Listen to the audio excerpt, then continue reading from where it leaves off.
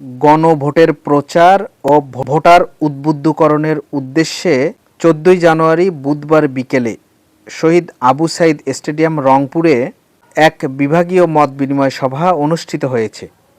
এতে প্রধান অতিথি হিসেবে উপস্থিত ছিলেন মাননীয় প্রধান উপদেষ্টার বিশেষ সহকারী অধ্যাপক আলী রিয়াজ। এই যে সেবা করার ক্ষেত্রে যে সমস্ত প্রতিবন্ধকতা, সেই প্রতিবন্ধকতাগুলো বাংলাদেশের দীর্ঘদিনের একটা বড় সমস্যা হিসেবে উপস্থিত। রংপুর বিভাগীয় কমিশনার মোহাম্মদ শহীদুল ইসলামের সভাপতিত্বে অনুষ্ঠিত এই মতবিনিময় সভায় বিশেষ অতিথি হিসেবে বক্তব্য রাখেন মাননীয় প্রধান উপদেষ্টার বিশেষ সহকারী মনির হায়দার। এই গণভোটে হায়ের পক্ষে প্রকাশ্যে প্রচার চালাতে আপনার সামনে কোনো আইনগত বাধা নেই। আপনারা নিজেরাও এ ধরনের কোনো আইন কোথাও খুঁজে পাবেন না যে আইন আপনাকে এখানে হায়ের পক্ষে প্রচার চালাতে বাধা দেয়। এটা হলো বিষয় এক। এটা আমি আইনগত ওপিনিয়ন বললাম। এবার আসুন পলিটিক্যাল সিনারিওটা কি। প্রথম কথা হলো এই জুলাই জাতীয় সনদ বাংলাদেশের রাজনৈতিক দলগুলো যারা এবার নির্বাচনে উপনীত হয়েছে সকলে স্বাক্ষর করেছে, সকলে অঙ্গীকার করেছে এটা বাস্তবায়ন করবার জন্য। আমরা দেখেছি প্রত্যেকটা রাজনৈতিক দল এই জুলাই জাতীয় সনদ এবং গণভোটে হায়ের পক্ষে তাদের অবস্থান আনুষ্ঠানিকভাবে জানিয়ে দিয়েছে।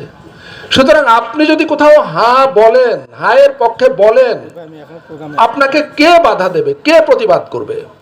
হ্যাঁ, করবে একটা পক্ষ।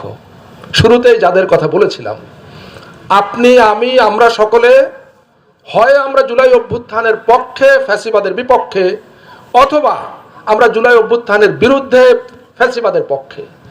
যারা জুলাই অভ্যুত্থানের বিরুদ্ধে এবং ফ্যাসিবাদের পক্ষে, পরিষ্কার করে বলি, কেবলমাত্র তারা আপনি হায়ের পক্ষে প্রচার চালালে প্রশ্ন তুলবে এবং প্রতিবাদ করবে বা বাধা দেবে।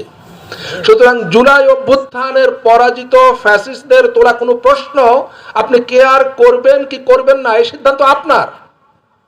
আইন এবং দেশের রাজনৈতিক পরিস্থিতি, রাজনৈতিক দলগুলো আপনাকে এক্ষেত্রে কোনো ধরনের বাধা দেবে না, কোনো প্রশ্ন তুলবে না, নিরুৎসাহিত করবে না। আমি আরো দু একটা প্রশ্ন নিয়ে একটু বলে তারপর আমার কথা শেষ করব। একটা প্রশ্ন এসেছে যে এত কম সময়ে কিভাবে মানুষকে এ সম্পর্কে অবহিত করা যাবে। এটা ঠিক, সময় যথেষ্ট কম, 3 সপ্তাহের কিছু বেশি আছে। কিন্তু আমি বিশ্বাস করি, আপনারা জানেন এরই মধ্যে আজকে আপনারা যে ধরনের কর্মসূচিতে এখানে এসছেন, ঠিক একই রকম কর্মসূচি আমরা এরই মধ্যে অন্য দুটো বিভাগীয় সদরে করেছি। আগামীকাল আমরা চিটাগাংয়ে যাব। বাকি প্রত্যেকটা বিভাগীয় সদরে আপনাদের সহকর্মীরা এভাবেই উপস্থিত হবেন এবং আমরা কথা বলবো। আমরা বিশ্বাস করি এটা খুবই একটা কার্যকর পদ্ধতি। ধর্ম বিষয়ক মন্ত্রণালয়ের সচিব মোহাম্মদ কামাল উদ্দিন, রংপুর রেঞ্জের ডিআইজি আমিনুল ইসলাম প্রমুখ। জনাব প্রফেসর আলী রিয়াজ স্যার,